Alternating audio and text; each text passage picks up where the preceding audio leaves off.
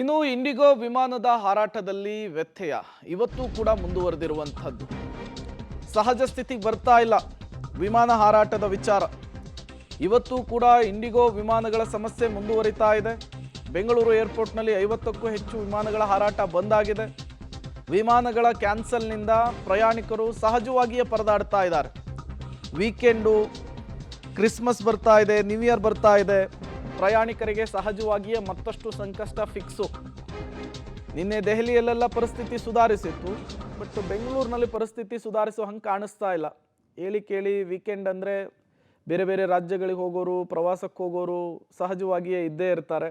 ಈಗ ಅವರೆಲ್ಲರೂ ಕೂಡ ಪರದಾಡಬೇಕಾದಂತಹ, ಒದ್ದಾಡಬೇಕಾದಂತಹ ಪರಿಸ್ಥಿತಿ. ಕೆಲವರಂತೂ ಏರ್ಪೋರ್ಟ್ನಲ್ಲಿಯೇ ಸ್ಟ್ರಕ್ ಆಗಿಬಿಟ್ಟಿದ್ದಾರೆ.